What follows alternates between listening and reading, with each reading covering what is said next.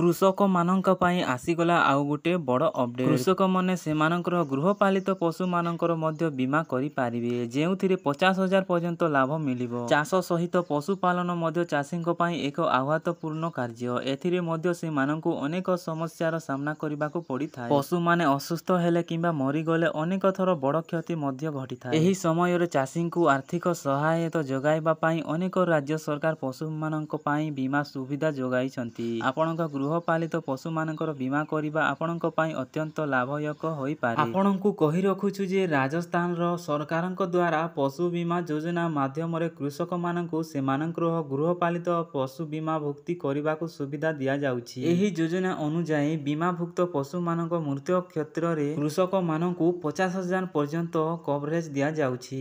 ରାଜସ୍ଥାନରେ ପଶୁପାଳନ ବୀମା ଯୋଜନା ଅନୁଯାୟୀ ପଶୁମାନଙ୍କୁ ବୀମା କରିବା ପାଇଁ ସରକାର 70% ପର୍ଯ୍ୟନ୍ତ ସବସିଡି ପ୍ରଦାନ କରୁଛନ୍ତି। ଏଥିସହିତ ବୀମାଭୁକ୍ତ ପଶୁଙ୍କ ମୃତ୍ୟୁ ଘଟଣାରେ ଗୋପାଳଙ୍କୁ 50,000 ପର୍ଯ୍ୟନ୍ତ ବୀମା କଭରେଜ ପ୍ରଦାନ କରିବାର ବ୍ୟବସ୍ଥା କରାଯାଇଛି। ଏହି ଯୋଜନା ସହିତ କୃଷକ ଏବଂ ପଶୁପାଳକମାନେ ମାରାତ୍ମକ ରୋଗ ଦାଉରୁ ହେଉଥିବା କ୍ଷତିର ଭରଣା କରିପାରିବେ। ଆମେ ଆପଣଙ୍କୁ କହି ରଖୁଛୁ ଯେ ଏହି ଯୋଜନାର ଅଧୀନରେ କୃଷକମାନଙ୍କୁ ସେମାନଙ୍କର ଛୋଟ ଏବଂ ବଡ଼ ଗୃହପାଳିତ ପଶୁମାନଙ୍କର ପାଇଁ ବିଭିନ୍ନ ସୁବିଧା ଯୋଗାଇ ଦିଆଯାଉଛି। ବଡ଼ ପଶୁମାନଙ୍କର ମଧ୍ୟରେ ଗାଈ, ବଳଦ, ଘୋଡ଼ା, ଓଟ, ଗଧ ଇତ୍ୟାଦି ଅନ୍ତର୍ଭୁକ୍ତ। ଏଥିସହିତ ମେଣ୍ଢା, ଛେଳି, ଘୁଷୁରି ପରି ଜୀବଙ୍କ ପାଇଁ ମଧ୍ୟ ଛୋଟ ବୀମା ରଖାଯାଇଛି। ଆପଣମାନେ ବି ଆପଣଙ୍କର ବଳଦ, ଛେଳି, ଗାଈ, ମେଣ୍ଢା ଯୋଉଟା ବି ଅଛି ସେଇଟାକୁ ବୀମା କରିପାରିବେ ଆଉ ଆପଣ ବି 50,000 ଟଙ୍କା ପାଇପାରିବେ। ଏହି ଭିଡ଼ିଓରେ ଏତିକି ଜାଣିବା। ପ୍ଲିଜ୍ ମୋ ଚ୍ୟାନେଲରେ ନୂଆ ଅଛ ତ ଚ୍ୟାନେଲକୁ ସବସ୍କ୍ରାଇବ କରିଦିଅ, ଭିଡ଼ିଓକୁ ଲାଇକ୍ ସେୟାର କରିଦିଅ।